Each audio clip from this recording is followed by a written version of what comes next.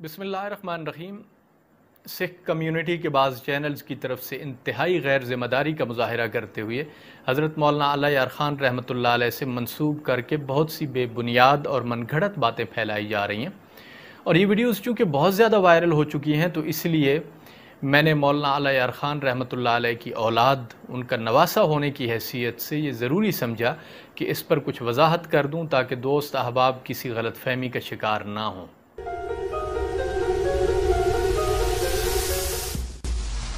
किस सब्र से हर एक कड़ी तूने उठाई, किस शुक्र से हर चोट कलेजे पे है खाई। वालिद को कटाया कभी औलाद कटाई, की फ़क्र में फाके में हजारों से लड़ाई। ये कविता की लाइनें हैं योगी अला यार खान की, जो उन्होंने लिखी थी गुरु गोविंद सिंह जी की हुमा में। आज हम बात करेंगे ऐसी ही कुछ लाइनों के बारे में और योगी अला यार खान के बारे में। आप बात कीजिएगा योगी अला यार के बारे में, लेकिन ये जो तस्वीर आपने लगा रखी है ये तो हज़रत मौलाना अला यार ख़ान रहमतुल्लाह अलैह की है, और उनके बारे में तो बात मैं करूँगा। हज़रत मौलाना अला यार ख़ान रहमतुल्लाह अलैह 1904 में ज़िला मियांवाली के गांव चकड़ाला में पैदा हुए।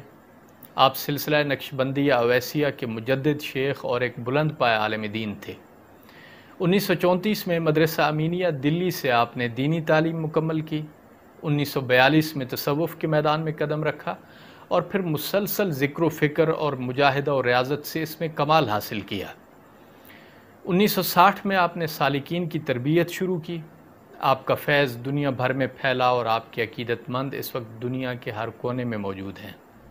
वो एक मुस्लिम थे, लेकिन गुरु गोविंद सिंह जी से बड़ा प्रेम करते थे। इसी कारण कुछ मुस्लिम उन्हें काफिर कह के बुलाने लग गए थे।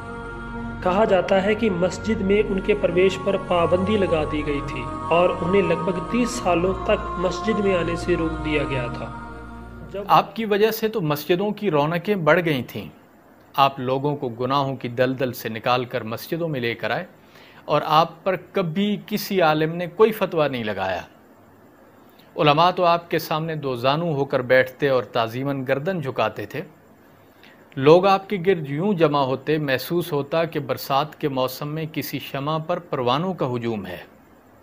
आपकी ज़ात मुसलमानों की मोहब्बत और तवज्जो का मरकज़ थी, क्योंकि वो जान चुके थे कि ये वो हस्ती हैं कि जिनकी सोहबत की बरकत से मोहम्मद रसूलुल्लाह की इत्तिबा नसीब होती है। यहाँ से कल्ब की हरारत और इश्क़ इलाही की दौलत तकसीम होती है। ये वो दुकान है जहाँ से मार्फत इलाही का सौदा मिलता है। वो एक मुस्लिम कवि थे और गुरु गोविंद सिंह जी को बड़ा प्रेम करते थे।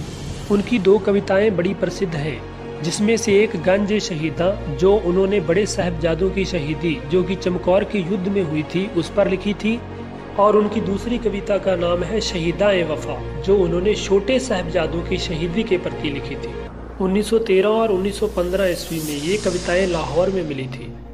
अगरचे आपने मुख्तलिफ मौज़ूआत पर मुताद्दिद किताबें तसनीफ़ फरमाई, मगर आपने पूरी ज़िंदगी में कोई एक शेर भी नहीं कहा, क्योंकि आप शायर नहीं थे, कवि नहीं थे, कविताएं नहीं लिखा करते थे। और अगर हिसाब करें तो 1913 और 1915 में तो आपकी उम्र मुबारक सिर्फ 9 साल या फिर 11 साल बनती है, और फिर इस उम्र तक तो आपने लाहौर का सफ़र भी नहीं किया था। आपने निस्फ सदी से ज़ायद अरसा मुसलसल खिदमत, मुसलसल मुजाहिदा और मुसलसल दावत व इस्लाह में गुजार कर 18 फरवरी 1984 को वफ़ात पाई। विसाल से कबल आपने अपनी कब्र मुबारक के लिए जगह का तयन फरमा दिया था, चुनाचे आपकी तदफीन उसी जगह अमल में आई। इसके बाद पास ही एक बस्ती बसाने की मनसूबाबंदी की गई, जिसका नाम मुर्शिदाबाद रखा गया। मुर्शिदाबाद में आपकी कब्र मुबारक एक हश्त पहलू इहाते में है, जहाँ हर वक्त खुले आसमान से अल्लाह की रहमत बरसती रहती है।